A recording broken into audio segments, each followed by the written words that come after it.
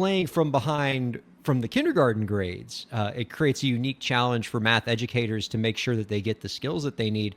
Are there any best practices that have come up that kind of help address this foundational gap that seems to be happening at kindergarten?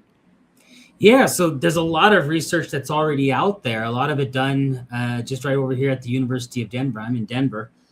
And they already know kind of the activities that you could be doing with students that are most effective at filling that language gap. They call it conceptual mathematics. So it's sort of the direction the education system started going in, starting around 11, 12, when they switched to the Common Core standards.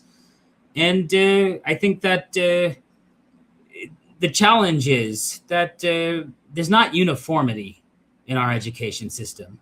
You know what I mean? So like, while you can set the standard over here, the way the issue is addressed over here, it's not always uniform. So even if we know, like, hey, here's these activities that help students, it doesn't necessarily mean that people are doing them.